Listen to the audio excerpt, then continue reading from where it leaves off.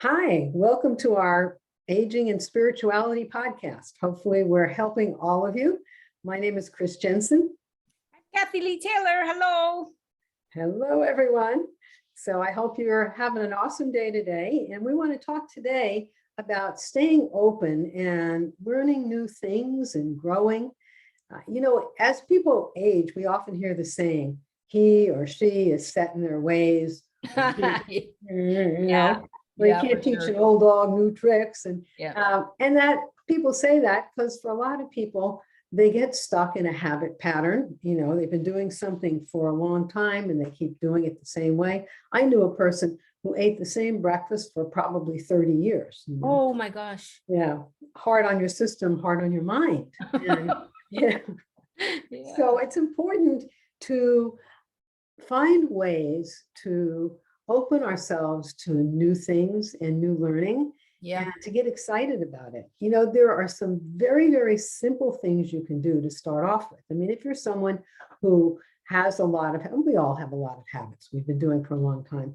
You can do a non-threatening thing, like take a different route when you drive to work or when you go to the store.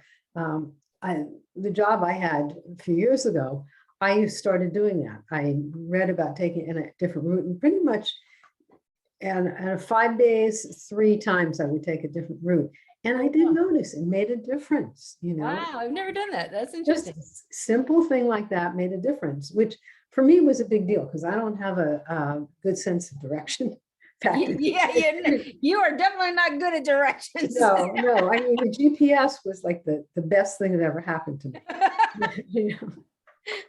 But, simple things like that. And, once you get comfortable with small changes, then you can start opening yourself up to bigger things, to letting go. You can start out with a little bit bigger, like, the clothes you've had in your closet for the last 8 years that you haven't worn. I mean, maybe you can get rid of them, make space for something new. Yeah. And I need to do that. Maybe you will walk your dog the same time, the same way. Maybe do it a little differently, to go a different time, go to a different route, Yeah. I mean, Kathy, you've probably had things like that where you've had just some simple thing you've been doing over and over and that you could just do it a little differently. all the time. I think about this, like, when people talk about their comfort zones, I have a different response to that than a lot of people want to go into their comfort zone. To me, that's like a red flag. If I have a comfort zone, I want out, because if I'm in a comfort zone, I am not growing. I am not changing. I am not transforming. And boy, if there's one constant in my life, that's the thing I love. I love the fact that when you're really connected to the universe, you're always changing, you're always transforming in a very natural manner. You don't have to make it happen. It happens for you, So I find when you're in those comfort zones, it's really an indication that you need to do something different, I think. I mean, that's how I respond to it. Yeah. I've found that through a lot of my life that, all of a sudden I get this feeling that, hey, I need to make a change here. I need something different because some part of me is getting stuck. It's happening too much. And part of what happens in that place for a lot of people there is the fear of learning something new. Yeah, that's so true. And the older you get, the more that I see that a lot in older people. Yeah. People get, and the more you think you can't and you fear learning something new, the more you're going to make that a reality. Yes. And you have to, I mean, for me right now in my life, learning something new is like my greatest fun. I mean, I've always enjoyed that.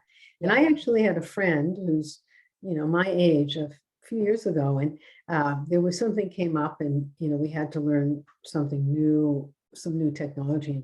And she was saying it like it was a negative. Well, you should do that because you like to learn new things. And this is not a negative. This is not a negative. This is an opportunity. This is an opportunity. And what I think is we should take every opportunity we can to learn something new. Sometimes people will say things to us about our character, our habits that we have, and we don't want to hear it, Yep. because, we've been doing it for a long time and it makes us maybe feel not okay. But if we could be a little bit open and saying, well, what would it be like if I did that differently? Yeah. What if I tried something new? What if I, Well, okay, but one of the important points I think that you haven't mentioned yet is most of the time, I mean, I'm talking about older people, but younger people do this as well. Mhm. But they're not aware that they're doing it, that it's a habit. And you haven't even got to that point where it irritates them by realizing that it's, It's a habit. they've done the same thing over and over and over and over again. Mhm. So how do you change that? How do you like set yourself up for not falling into that, dead zone kind of pattern? Well, I think it's because there's a comfort level there, and maybe a fear of failure if you do something different. So you're And saying when an opportunity comes along that makes you afraid, then you're probably in a comfort zone. you're in a comfort zone. You're Yeah. stuck there, like if there's something new that you have to do, or that's presented to you, and there's some kind of angst or fear, then okay, I'm a little bit stuck here. And that's when you have to ask yourself, what is it I'm really afraid of? Usually it's a fear of failure. Usually it's a fear of I can't, We're looking stupid or something like that. Like, think yeah. about it. I mean, in terms of, you and I are up there, and we kind of came into the technology generation in the mid-90s, right? But we had to learn it all from the ground up. We had to teach it to ourselves. There's nobody there telling us what to do. Right. We just, took it upon ourselves to teach ourselves. There's no reason that anybody can't do that at any point. You just have to have the right attitude. That's absolutely right. I mean, a friend of mine who, I was trying to say, this would make your life easier if you were able to use the technology that's available. I'm not talking about difficult things. Yeah, like your phone. I'm just talking about, searching something on Google, or, Oh, yeah. I'm talking about real simple, basic stuff. And this person was like, oh, no, it's easier to do it my way. And I said, it's not easier. And they said, well, all this stuff. And I said, well, I know this stuff because I knew it would make my life easier and I wanted to learn. Right. And frankly, now I get excited about learning something new.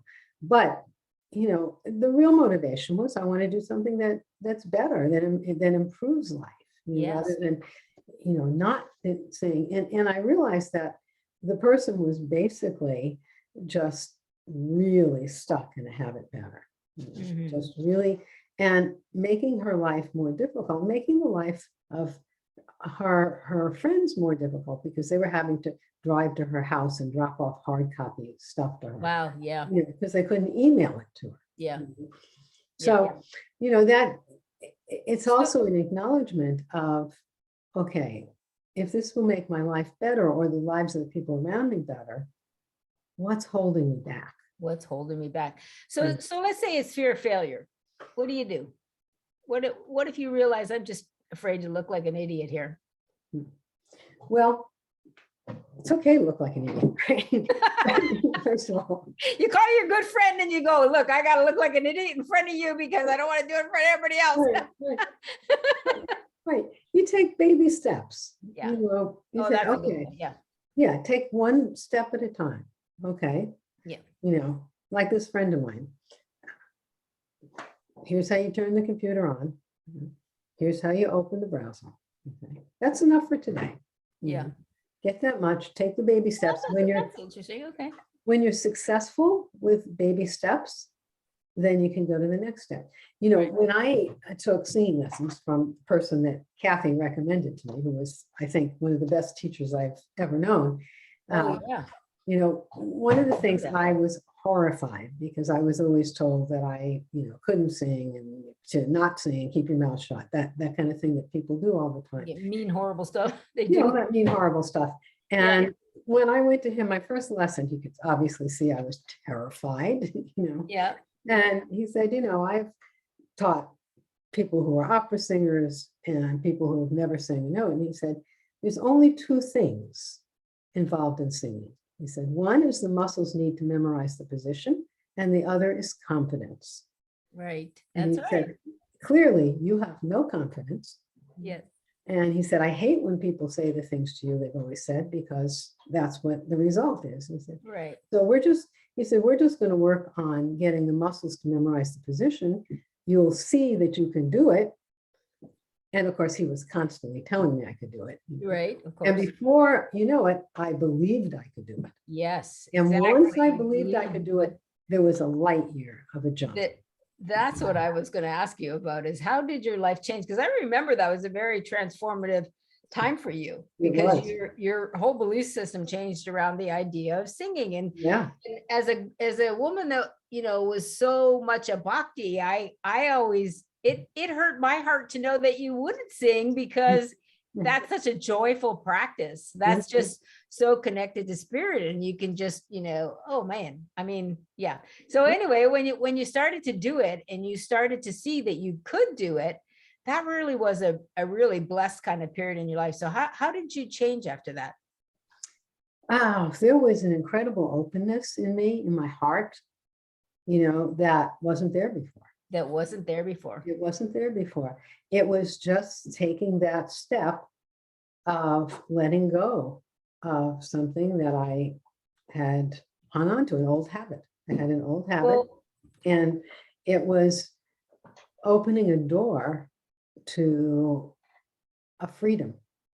Can I mention something that I think maybe personal? I want to ask permission, if I can, may have something to do with your past relationship.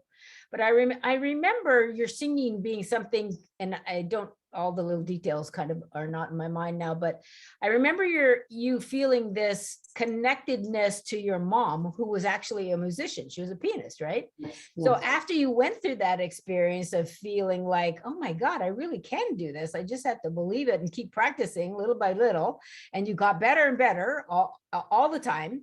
And I mean, you were singing at the yoga center and chanting and playing the harmonium and doing all of that, which you never could do before.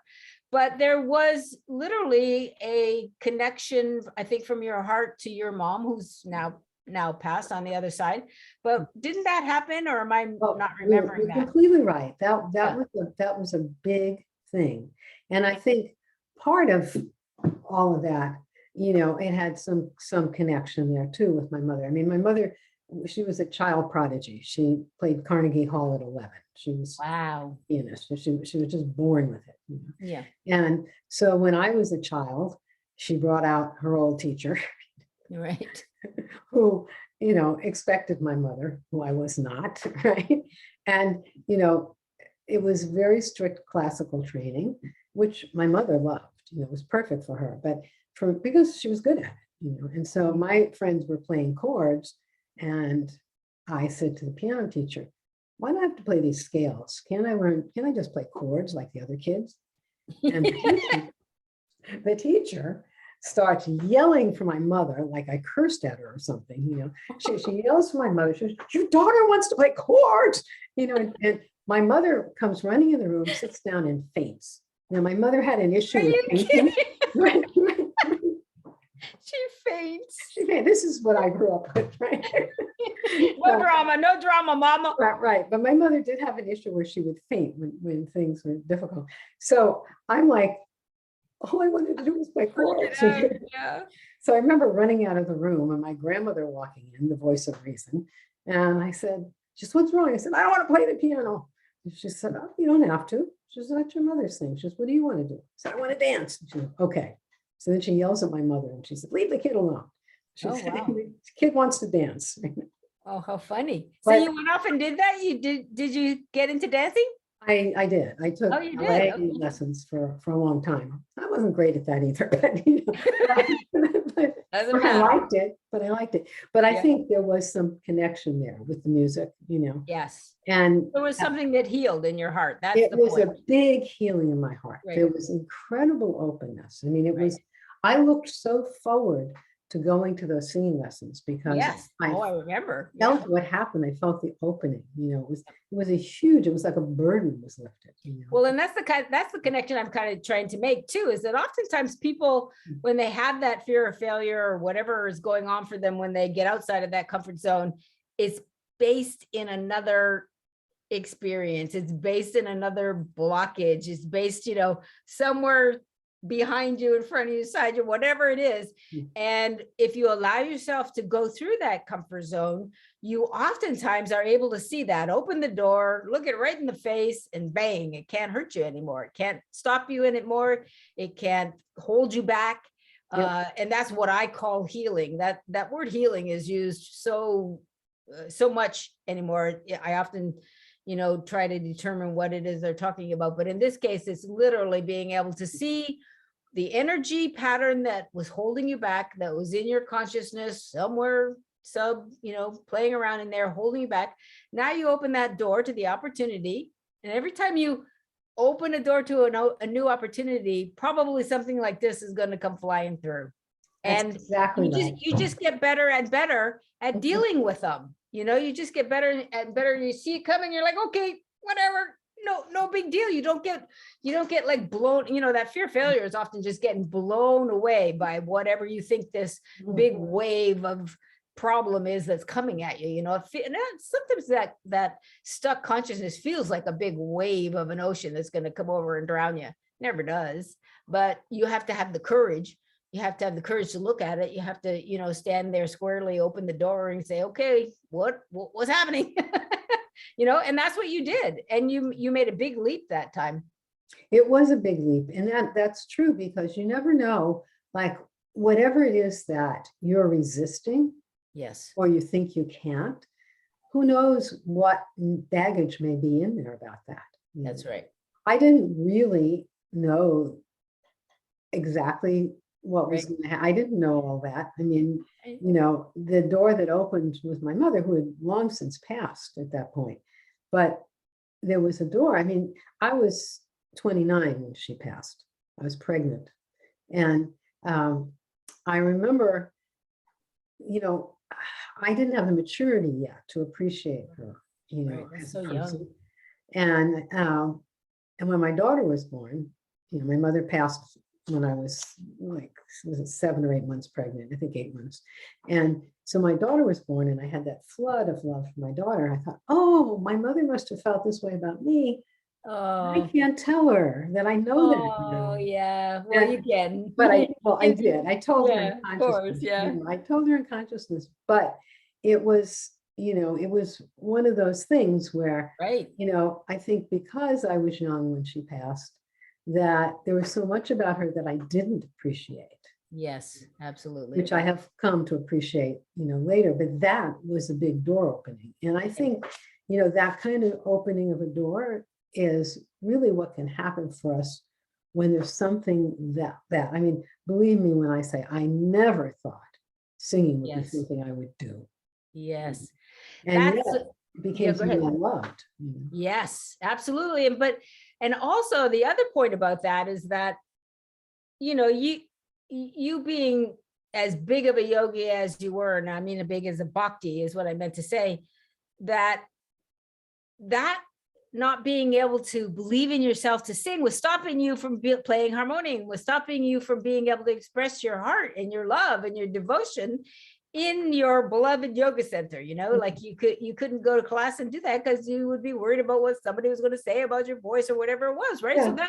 So that opening up just like opened up a whole new world to you. You can do it on your own if you want, and that's wonderful, but being in a group devotional circle and singing and nice. leading it makes a difference. That is so powerful. And I'm just saying it was part of your calling. It was something that you needed to do. It wasn't something that you could kind of walk away from and I'll get to that later. It's something you needed to do. No, it was definitely something I needed to do. And you told me that. And, Ronnie, my husband, told me that. Sure, yeah. But I couldn't do it. Yeah, you did do it though. You could. Yeah, there was a long time I couldn't do it. Yeah. But there was something that when you recommended. Yeah, Tom, when Tom came Tom, along, because he was so yeah. kind. He was He a was- voice teacher just with, the he was- biggest heart. I learned so much from teaching from him because he was Yes. just amazing. Yes. If there's something I couldn't do, he said, we'll just break it down and then and then I could do it, Yeah. And it made a huge difference, Yeah. But we all have places like that, I think, That's so true. I think we all have some places like that. And, comes a time that, I thought I wouldn't do it. And actually, when I first started, working with Thomas, and I started playing at the yoga center, I still wasn't very good. And people would say things to me like people did most of my life. It didn't bother me so much. Me too. It didn't bother me so much anymore. Yeah. And then, because I just knew where I was going. Yes. And it was a great joy. It's one of the great joys in my life was. Yes. Fun. Still is, still can sing. Yeah, it's still a great joy. So, there's so much that we can do for ourselves. Absolutely. By being willing just to lean into those things. Yeah. And getting out of our comfort zones. Getting out of the comfort zone. And there's a place within us, the navel chakra. Oh, I want to talk about this. Yeah. Where a lot of our fears are stored. And we can have breakthroughs just by allowing the energy to be more free and clear in that area. Some simple things you can do. Place your left hand on the navel, right hand over the left, and just sit like that. We just like barf out all kinds of energy through the navel chakra.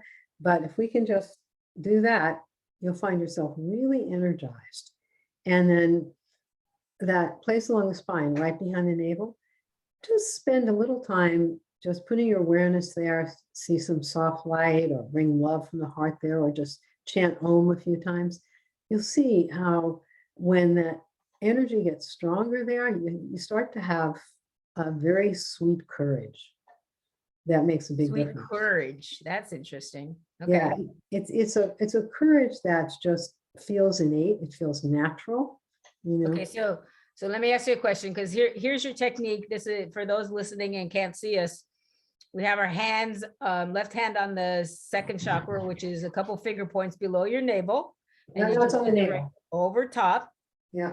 Right here. And then explain where your awareness is as you're breathing gently in through your nose. Where is your awareness? My awareness is along the spine, right behind the navel. That's where the actual chakra is.